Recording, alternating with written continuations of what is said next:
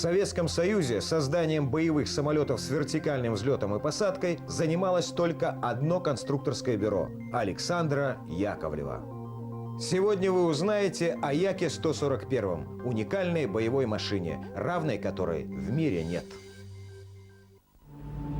После появления штурмовика Як-38, способного взлетать и садиться вертикально, советские военные эксперты признали некоторые преимущества новой машины перед самолетами с традиционным горизонтальным взлетом и посадкой.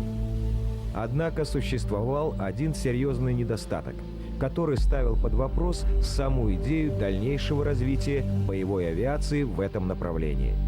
Наступила эра сверхзвуковых скоростей, а Як-38 не смог даже достичь скорости звука.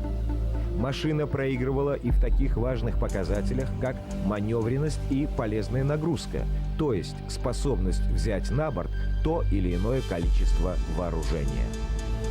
Многие ведущие авиастроительные державы мира, например, Франция и Германия, в итоге отказались от серийного производства самолетов с вертикальным взлетом и посадкой. США и Великобритания, выделив гигантские средства на исследования в этой области, так и не достигли серьезных результатов. Одна из ведущих американских авиационных фирм Rockwell, потратив на разработку сверхзвукового самолета с вертикальным взлетом и посадкой $300 миллионов, прекратила разработки.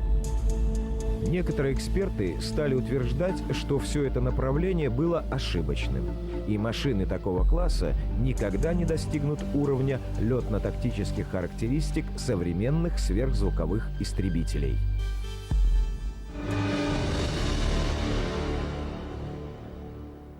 К созданию сверхзвукового вертикально взлетающего самолета-истребителя, предназначенного для обороны авианесущих кораблей от атак с воздуха, в конструкторском бюро Яковлева приступили в 1974 году. Работы велись с учетом опыта, полученного при проектировании и эксплуатации палубного штурмовика Як-38. Новый проект получил обозначение Як-41. Судьба машины складывалась трудно с первых же дней работы. Одна за другой принимались и отвергались всевозможные аэродинамические и компоновочные схемы. Наконец, была выбрана схема с комбинированной силовой установкой, но ее разработка и испытания затягивались. Затем командование военно-морского флота изменило требования к машине. Перед корабельной авиацией ставились новые задачи. Если первоначально самолет был заложен только как истребитель, задача которого была охранять корабельные соединения, находящиеся в океане, то в конце концов, когда самолет был создан, он уже имел облик многофункционального самолета, способного работать как по целям, находящимся в воздухе, также уничтожать цели противника, находящиеся на земле и на море. Обычно такие задачи решали 3 разных типа самолетов. Конструкторам предстояло, выражаясь словами поэта, впрячь в одну телегу коня и трепетную лань. Мешали разработке и другие проблемы. Смерть в 1984 году министра обороны СССР Дмитрия Устинова, активного сторонника разработки самолетов с вертикальным взлетом и посадкой, уход на пенсию генерального конструктора Александра Яковлева, начавшаяся в стране перестройка – все это самым негативным образом отразилось на судьбе новой машины. К чести инженеров, работу над уникальным проектом они не прерывали. Всего в АКБ Яковлева было построено 4 опытных самолета, получивших новый индекс – Як-141. 9 марта 1987 года Як-141 впервые поднялся в небо, совершив горизонтальный взлет и посадку. Еще 2 года шли испытания свободного висения машины в воздухе и переходных режимов полета. 13 июня 1990 года многоцелевой истребитель совершил полет по полному профилю с вертикальным взлетом и посадкой.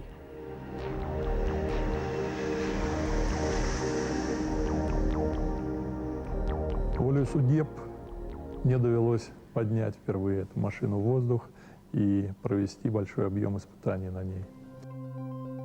Синицын Андрей Александрович, герой Российской Федерации, летчик-испытатель. Родился 14 июня 1949 года. Летал в Центральном аэроклубе Тушино. Окончил Московский авиационный институт, школу летчиков-испытателей. Шеф-пилот ОКБ Яковлева. Выполнил первый полет по самолетному и полному профилю. Провел испытания сверхзвукового многоцелевого боевого самолета короткого и вертикального взлета и посадки Як-141. Всего освоил около 50 типов самолетов, среди которых МиГ-15, МиГ-21, Як-38, Як-141, МиГ-29, Су-27. Надо вам сказать, что, конечно же, мне было немножечко попроще работать, поскольку методика испытаний вертикальных самолетов была отработана до меня на машинах 36-х, 38-х. И поэтому в определенном смысле я шел по протаренной дорожке. С другой стороны, 41-я машина обладала морем всяческих новшеств, и в этом плане были свои сложности. Но в любом случае я получил огромное удовольствие от работы с этой машиной, потому что ее потенциальные возможности до конца мы так и не раскрыли. К сожалению, работы были остановлены. В процессе создания и во время испытаний самолета удалось решить несколько серьезных задач. Была создана система защиты двигателей. Конструкторы предусмотрели возможность изменять вектор тяги прямо в воздухе, полностью автоматизировали процесс вертикального или укороченного взлета и посадки. Это особенно важно при полетах с палубы корабля, находящегося в движении. Летчики-испытатели полностью отработали подъемы и посадки с палубы авианесущего корабля и с наземных аэродромов. Мы успели пройти огромное количество полетов на весенние, по полному профилю. Машина вышла на сверхзвук.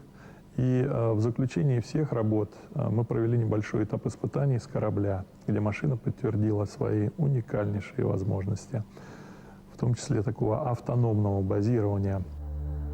В сравнении со своим предшественником Яком-38, а также боевыми самолетами с горизонтальным взлетом и посадкой, новая машина имеет несколько существенных плюсов. Так, на взлет эскадрильи Як-141 требуется времени в 4 раза меньше, чем сухим или мигом. Яковлевский истребитель обладает повышенной живучестью. Это обеспечивается скрытностью его базирования. За счет возможности расположения в непосредственной близости к фронту значительно сократилось время реагирования авиации на вызовы частей и подразделений сухопутных войск. Уникальнейшая особенность машины в том, что она может базироваться как на авианесущих кораблях военно-морского флота, так и на судах, не имеющих полетной палубы. Як-141 – сверхзвуковой многоцелевой самолет вертикального взлета и посадки. Длина – 18,3 метра. Размах крыла – 10,1 метра. Максимальная взлетная масса – 19,5 тонн. Максимальная скорость – 1800 км в час. Максимальная дальность полета – 2100 км. Практический потолок – 15 тысяч метров. Вооружение – скорострельная авиапушка калибра 30 мм, управляемые ракеты, неуправляемые ракеты, бомбы. В апреле 1991 года летчик-испытатель ОКБ Яковлева Андрей Синицын на самолете Як-141 установил 12 мировых рекордов в классе летательных аппаратов вертикального взлета и посадки с реактивной подъемной силой. Однако спустя полгода во время посадки на палубу тяжелого авианесущего крейсера разбилась одна из опытных машин.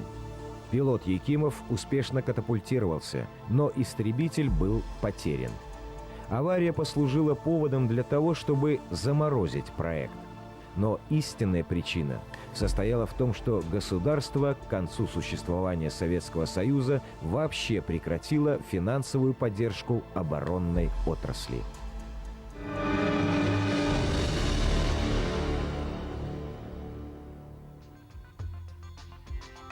Работы над Яком-141, значительно опережавшим аналогичные зарубежные проекты, долгое время были засекречены. Появление и демонстрационные полеты истребителя на международном авиасалоне Фарнборо в 1992 году вызвало фурор. Как писали местные журналисты, самолет потому привлек к себе столько любопытных, что подобных ему на Западе просто не существует. Это единственный в мире сверхзвуковой самолет, способный выполнять вертикальный взлет, в то время как англичане и американцы все еще продолжают исследования в этой области. По натовской классификации самолет Як-141 получил кодовое обозначение «Фристайл». Як-41, он опередил свое время как в техническом, так и в стратегическом плане. Конструктора в своих работах часто применяют метод проектирования от прототипа. Впервые за все время был за прототип принят американцами российский самолет, а именно самолет Як-41. Конструкторы КБ Яковлева при работе над этой машиной превзошли все самые смелые ожидания. По мнению аналитиков, Як-141 родился примерно на 25 лет раньше срока, поставленного на Западе для создания аналогичного истребителя. Принятие его на вооружение помешала изменившаяся обстановка в стране, приведшая к развалу СССР и прекращению создания авиационных комплексов новых поколений. Як-141 не пошел в серийное производство. Машина ждет лучших времен.